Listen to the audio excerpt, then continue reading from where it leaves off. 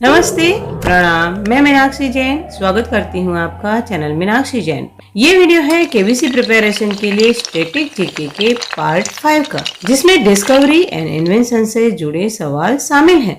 इससे पहले third and fourth part इस सीरीज का डिस्कवरी एंड इन्वेंशन पर ही है और फर्स्ट एंड सेकेंड पार्ट में वाइल्ड लाइफ से जुड़े सवाल कवर किए गए हैं। आपने वो वीडियोस नहीं देखे हैं तो जरूर देखें, आपको डेफिनेटली पसंद आएंगे।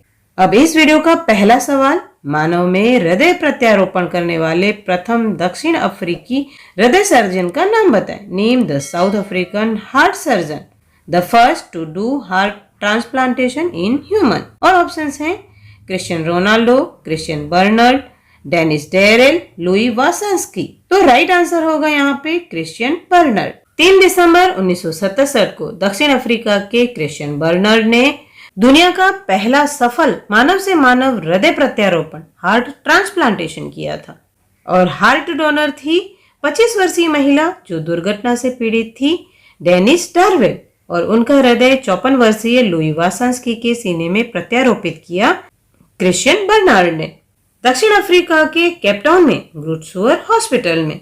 इस ऑपरेशन में उनके छोटे भाई मारियस बर्नार्ड भी उनको असिस्ट कर रहे थे, सहायक के तौर पर साथ में थे। और ये स्क्रीन पर फर्स्ट हार्ट ट्रांसप्लांट के समय की ग्रूटसुअर हॉस्पिटल की तस्वीर आप देख पा रहे हैं। नेक्स्ट, किस अंग्रेज वैज्ञानिक ने चेचक के टीके की खोज की? Which English scientist discovered the vaccine for smallpox? और ऑप्शंस हैं Albert Sabin, Edward Jenner, Gregor Mendel, Jonas Salk. तो राइट आंसर एडवर्ड जेनर।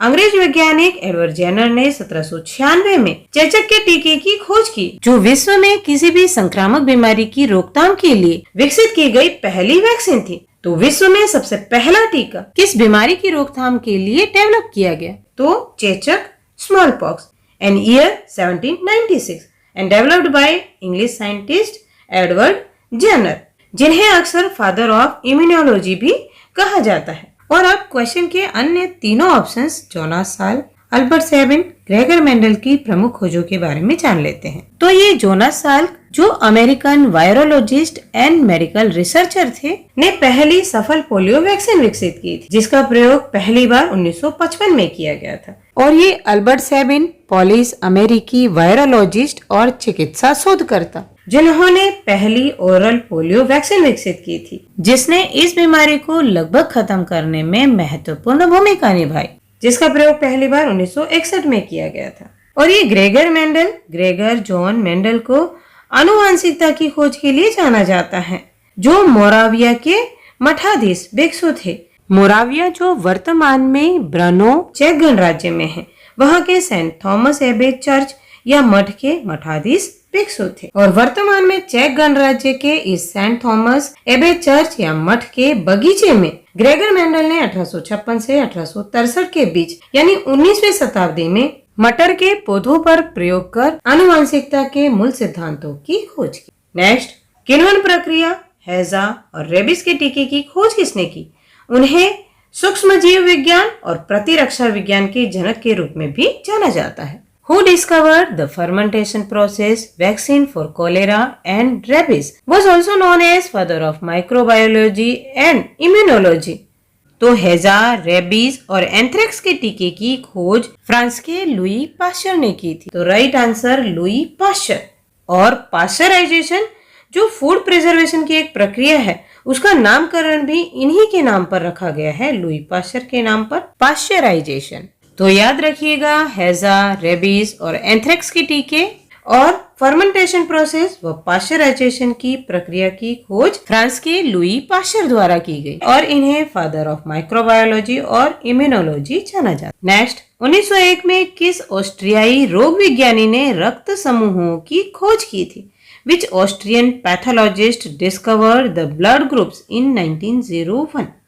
तो राइट आंसर होगा यहाँ पर कार्ल लैंडस्टाइनर। तो ब्लड ग्रुप्स की खोज का श्रेय जाता है यहूदी परिवार में जन्मे ऑस्ट्रियाई अमेरिकन पैथोलॉजिस्ट कार्ल लैंडस्टाइनर को। 1901 में ब्लड ग्रुप्स की खोज की इन्होंने और 1930 का फिजियोलॉजी और मेडिसिन का नोबेल पुरस्कार कार्ल लैंडस्टाइनर को मानव रक्त समूहों की खोज के लिए प्रदान किया गया।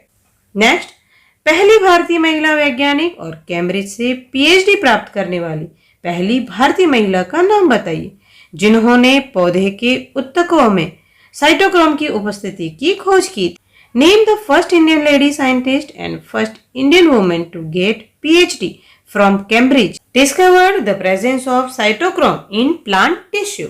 तो right answer Kamala Sohonie. PhD प्राप्त करने वाली पहली भारतीय महिला इंदौर में जन्मी कमला सोहनी थी। इन्होंने कैम्ब्रिज यूनिवर्सिटी में विज्ञान के क्षेत्र में PhD प्राप्त की थी और इंडियन इंस्टीट्यूट ऑफ साइंस में प्रवेश प्राप्त करने वाली पहली भारतीय महिला भी यही कमला सोहनी थी। वैसे ये कमला सोहनी PhD प्राप्त करने वाली प्रथम भारतीय महिला हैं, तो कादिम्बिनी गांगुली और चंद्रमुखी बोस दोनों स्नातक करने वाली प्रथम भारतीय महिलाएं थी। कलकत्ता विश्वविद्यालय के बैथियन कॉलेज से 1883 में। वैसे 1882 में दोनों ग्रेजुएट पास हो गई थी, पर दोनों को स्नातक की डिग्री 1883 में विश्वविद्यालय के दीक्षांत समारोह में प्रदान की गई। और INC यानी इंडियन नेशनल कांग्रेस के अधिवेशन में भाषण देने वाली प्रथम महिला कौन थी? तो यही कादम्बिनी गांगुली थी। इनका जन्म कादिम्बिनी बोस के रूप में वर्तमान बिहार के भागलपुर में हुआ। अपने ही शिक्षक द्वारकानाथ गांगुली से विवाह के बाद कादिम्बिनी गांगुली बनी। और चंद्रमुखी बोस या बसु का जन्म देहरादून वर्तमान उत्तराखंड राज्य के राजधानी शहर में हुआ। और 1886 में आनंदी गोपाल जोशी भारत की प्रथम महिला डॉक्टर बनी अमेरिका के women medical college of Pennsylvania से। और कादिम्बिनी गांगुली भी उसी समय भारत की दूसरी महिला डॉक्टर बनी। 1886 के अंत में आनंदीबाई भारत लौटी और अगले वर्ष यानी फरवरी 1887 में पुणे बॉम्बे प्रेसिडेंसी में TB से उनकी मृत्यु हो गई। चूँकि आनंदी गोपाल जोशी जी की कुछ ही समय बाद मृत्यु हो गई थी, इसीलिए कादम्बिनी गांगुली को आधुनिक चिकित्सा में प्रैक्टिस करने वाली प्रथम भारतीय महिला डॉक्टर कहा गया। तो ध्यान दें, भारत में आधुनिक चिकित्सा की प्रथम महिला डॉक्टर तो आनंदी गोपाल जोशी, और भारत में आधुनिक चिकित्सा में प्रैक्टिस करने वाली प्रथम महिला चिकित्सक या डॉक्टर तो कादिम्बिनी गांगुली। और आनंदी गोपाल जोशी जी का जन्म कल्याण बॉम्बे प्रेसिडेंसी में हुआ और उनका जन्म नाम यमुना था। और ये सावित्रीबाई फुले भारत की प्रथम महिला शिक्षिका हैं। इन्होंने 1848 में पुणे के भिड़ेवाड़ा में बालिकाओं को पढ़ाना शुरू किया था। इनके पति महात्मा ज्योतिबा फुले, जिन्होंने 1873 में सत्यशोधक समाज की स्थापना की थी। और इस सत्यशोधक समाज के कार्यों में भी सावित्रीबाई फुले ने सक्रिय योगदान दिया। और सावित्रीबाई फुले का जन्म नायगांव बॉम्बे प्रेसिडेंसी में हुआ, जो वर्तमान महाराष्ट्र में है। अगला सवाल, भारतीय अंतरिक्ष परियोजना की शुरुआत किसने की, जिन्हें भारतीय अंतरिक्ष अनुसंधान का जनक भी कहा जाता है? Who initiated the Indian Space Project, also known as the father of Indian Space Research? और ऑप्शंस हैं जहांगीर होमी भाभा, विक्रम साराभाई, सतीश धवन, मेघनाथ साहा। तो राइट आंसर विक्रम साराभाई। पूरा नाम विक्रम अंबालाल साराभाई जैन। तो अहमदाबाद में जन्मे विक्रम साराभाई इनकॉस्पर यानी Indian national committee for space research के संस्थापक भी थे, जो इसरो की पूर्ववर्ती एजेंसी थी। 15 अगस्त 1969 को इनकॉस्पर को इसरो द्वारा प्रतिस्थापित कर दिया गया। INCOSPAR was taken over by the ISRO. ISRO भारत की राष्ट्रीय अंतरिक्ष एजेंसी है। इसरो का full form Indian Space Research Organisation. इस इसरो के पहले अध्यक्ष विक्रम साराभाई ही थे। इसरो का हेडक्वार्टर बेंगलुरु कर्नाटक में है और ये लोगो है इसरो का, जो स्क्रीन पर दिख रहा है। डॉक्टर विक्रम साराभाई ने इनकॉस्पर और इसरो के अलावा IIM अहमदाबाद की स्थापना में भी महत्वपूर्ण भूमिका निभाई। इनकी पत्नी मृणालिनी साराभाई एक शास्त्रीय नृत्यांगना थी और 1949 में दर्पण अकेडमी ऑफ परफॉर्मिंग आर्ट्स की स्थापना अहमदाबाद में मृणालिनी साराभाई और विक्रम साराभाई ने ही की थी। और ये मृणालिनी साराभाई की आत्मकथा का नाम Mrinalini Sarabhai the voice of the heart. और ये मृणालिनी साराभाई लक्ष्मी सहगल की छोटी बहन थी। लक्ष्मी स्वामीनाथन या लक्ष्मी सहगल नेताजी सुभाष चंद्र बोस जी के नेतृत्व में आजाद हिंद फौज INA इंडियन नेशनल आर्मी की एक महिला ऑफिसर एज कैप्टन लक्ष्मी। और INA की एकमात्र महिला रेजिमेंट या महिला brigade Rani of Jhansi regiment की एक कमांडर थी। और ये स्क्रीन पर इंडियन नेशनल आर्मी में रहते हुए कैप्टन लक्ष्मी की तस्वीर आप नेताजी सुभाष चंद्र बोस जी के साथ देख पा रहे हैं। और भारतीय अंतरिक्ष अनुसंधान के जनक विक्रम साराभाई को कहा जाता है, तो वहीं भारतीय परमाणु कार्यक्रम के जनक यानी father of Indian nuclear programme Homi J Bhabha को कहा जाता है।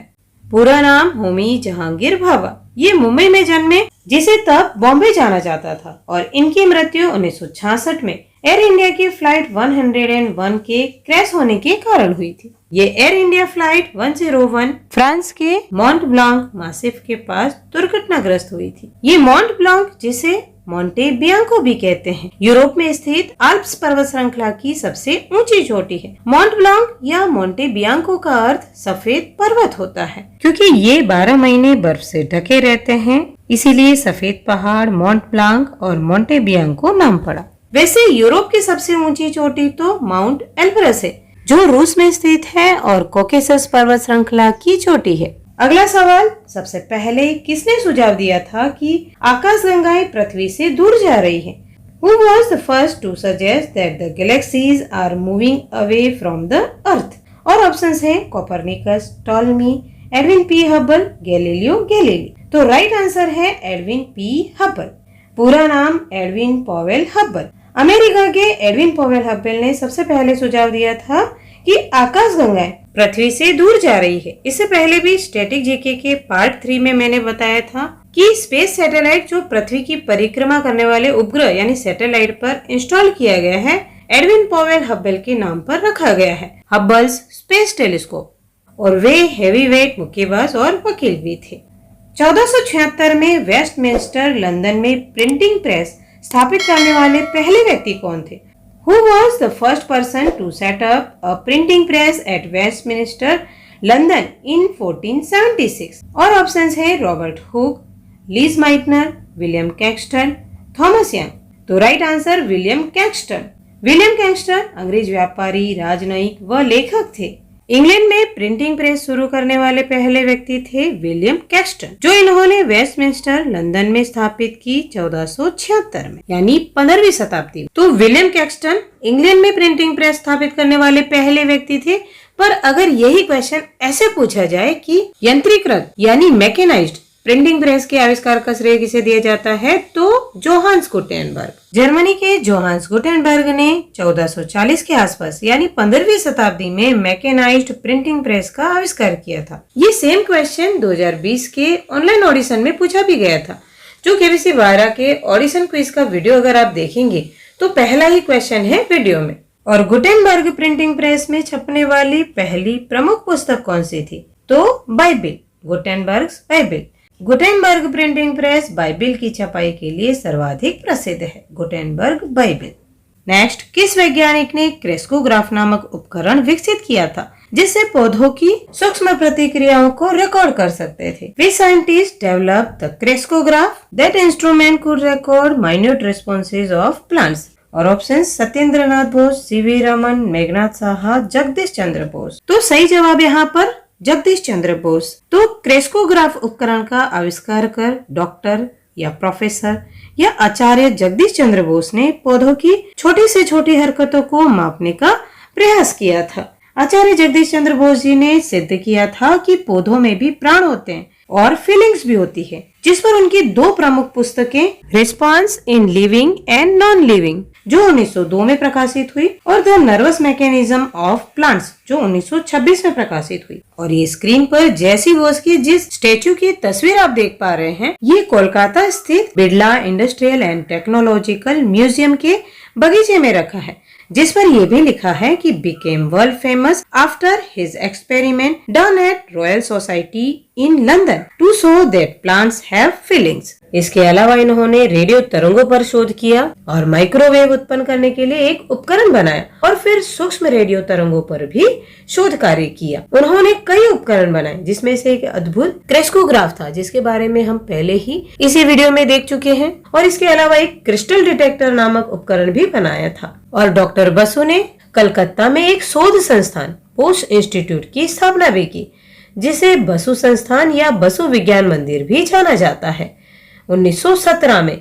और इसका लोगो आप स्क्रीन पर देख सकते हैं।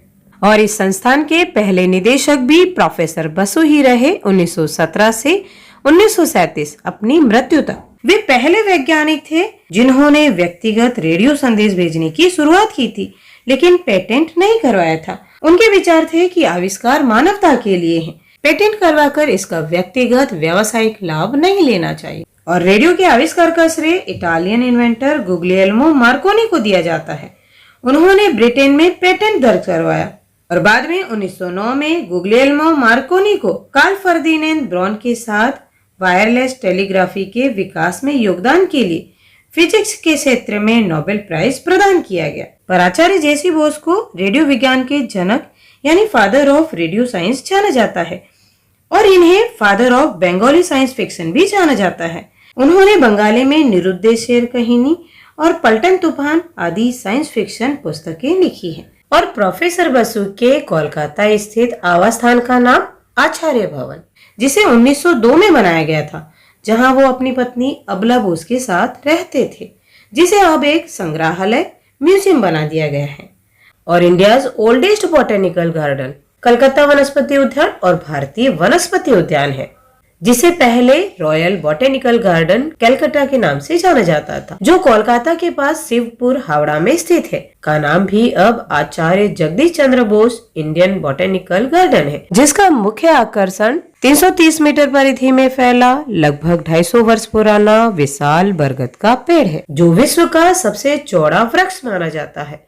और यही वृक्ष बॉटेनिकल सर्वे ऑफ इंडिया का लोगो भी है और भारत का राष्ट्रीय वृक्ष भी बैनियन ट्री ही है। और इस वट वृक्ष या बरगद के पेड़ का साइंटिफिक नेम है फाइकस बेंगलेंसिस। और भारत के हरियाणा राज्य के फरीदाबाद में स्थित YMCA university of science and technology का नाम भी 2018 में बदलकर JC. Bose university of science and technology YMCA कर दिया गया है, जिसका लोगो आप स्क्रीन पर देख सकते हैं। और प्रोफेसर जे.सी. बोस के सम्मान में चंद्रमा पर भी एक क्रेटर गड्ढे का नाम बोस रखा गया है। इनका जन्म ब्रिटिश भारत के बंगाल प्रेसिडेंसी में मेमन सिंह नामक स्थान पर 1858 में हुआ, जो अब बांग्लादेश में स्थित है। और 1937 में गिरडीह ब्रिटिश भारत में उनकी मृत्यु हुई, जो अब झारखंड राज्य का हिस्सा है। वीडियो में दी जानकारी के आधार पर पूछे गए इस प्रश्न का उत्तर कमेंट में दें।